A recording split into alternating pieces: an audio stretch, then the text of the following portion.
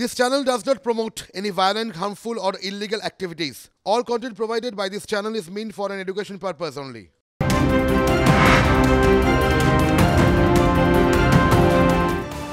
দেখছেন টিভি9 বাংলা, রয়েছে আমি শুভজিৎ মিত্র। ঘড়ির কাঁটা বলছে সকাল 8:30 বাজে। আগামী আধ ঘন্টায় একের পর এক বড় খবর ব্রেক করব আমরা।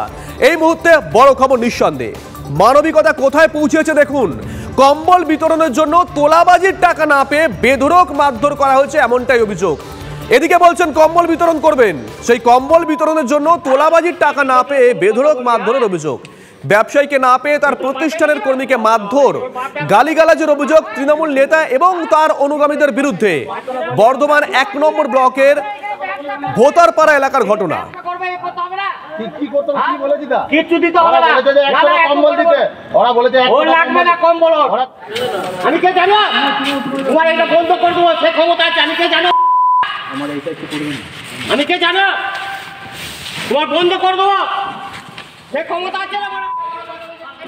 মনতোষ আমাদের সঙ্গে রয়েছেন টেলিফোন, আমাদের সহকর্মী। মনতোষ, আমরা দেখছি এই ছবিতে, এই ভিডিওতে যে একজন রীতিমতন হুমকি দিচ্ছেন, পরিচয় কি, কাদের হুমকি দিচ্ছেন, কি জানা যাচ্ছে? দেখো, এই অঞ্চলে তৃণমূল কংগ্রেসের পক্ষ থেকে কম্বল বিলি করা হবে এমনটাই জানা যাচ্ছে, এবং ওখানকার যিনি যাকে হুমকি দিচ্ছেন ওই তৃণমূল নেতা, তার নাম শেখ আরজু। তিনি ওখানে একটি গোডাউন ভাড়া নিয়ে ব্যবসা করেন, এবং ওই গোডাউনের যিনি মালিক রয়েছেন তার কাছে যাওয়া হোক কম্বল চাওয়ার জন্য এমনটাই বলা হচ্ছিল। তিনি বলছিলেন শেখ আরজু, কিন্তু স্থানীয় তৃণমূল নেতা যিনি ওই অঞ্চলের যিনি ব্লক কমিটি, সেই ব্লক কমিটির সদস্য শেখ মালেক, তার বিরুদ্ধে অভিযোগ। এবং শেখ মালেক যেটা ভিডিওতে দেখা যাচ্ছে, ভাইরাল ভিডিওতে, যে শেখ মালেক হুমকি দিচ্ছেন যে তার কম্বল দিতে হবে 100 পিস, না হলে তাকে ছেড়ে কথা বলা হবে না। এবং তারপরেই তাকে নাকি যখন শেখ আরজু বলেন যে তিনি কম্বল দিতে পারবেন না, তখনই তাকে মারধর করা হয়, এমনটাই অভিযোগ। এবং এই যে যিনি রয়েছেন শেখ আরজু, তিনিও কিন্তু তৃণমূল করে, এবং এই ঘটনার প্রকাশ্যে আসছে কিন্তু যেটা দেখা যাচ্ছে যে তৃণমূলেরই নেতা এবং তিনি তৃণমূল কর্মী, তার কাছে চাপ দিচ্ছে 100 পিস কম্বলের জন্য, এবং না দেওয়াতে তাকে মারধর করা হচ্ছে। এমন নজর থাকবে মনতোষ, নজর রাখো।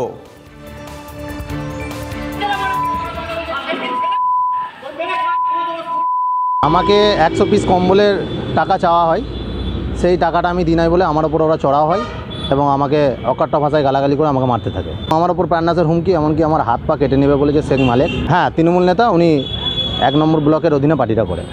ঘটনাটা পুরো মিথ্যা। হ্যাঁ, আর ওই গোডাউনে গিয়েছিল আমাদের ছেলেগুলো, একটা ওখানে বেআইনি ব্যবসা করছে, কি ব্যবসা করছে জানতে গিয়েছিল, এবং ওদের কিছু লিভার ছিল এবং আরজু ছিল, আমাদের কর্মীদের ওপর চড়াও হয়। এবং যে ভিডিওটা ভাইরাল বলছেন, ওইটা কার গলা, কে, ওইটা এখন প্রমাণ করাতে হবে। এই তৃণমূল কংগ্রেসের এটাই নীতি, এদের দুটো দাঁত হাতির মতো, একটি দেখানোর একটি খাওয়া। এরা সমাজসেবার নাম করে এলাকার ব্যবসায়ীদের কাছ থেকে লাখ লাখ টাকা তোলে, আর সামান্য কিছু গরিব মানুষকে কয়েকটা কম্বল বা বস্ত্র দান করে নিজেদেরকে সমাজসেবী দেখানোর চেষ্টা করে।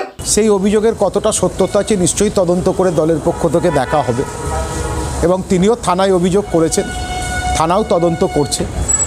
তো আমরা ব্যক্তিগতভাবে এটা মনে করি যে যদি কেউ কারুর ওপর কোনো চাপ সৃষ্টি করে কোনো কিছু করে, সেটা অন্যায়। পূর্ব বর্ধমানের পর নজর রাখতে হচ্ছে দক্ষিণ দিনাজপুরে। দক্ষিণ দিনাজপুরের বুনিয়াদপুর পুরসভা এলাকায় অ্যাম্বুলেন্স পরিষেবায় দালাল রাজের অভিযোগ। রোগীদের পরিজনদের গুরুতর অভিযোগ, সরকারি হাসপাতালে রেফার করা হলেও অ্যাম্বুলেন্স চালকরা নিয়ে যাচ্ছেন বেসরকারি নার্সিংহোমে। প্রতিবাদ করায় এক রোগীর আত্মীয়কে মারধর করা হয়েছে বলে অভিযোগ উঠেছে এক অ্যাম্বুলেন্স চালকের বিরুদ্ধে।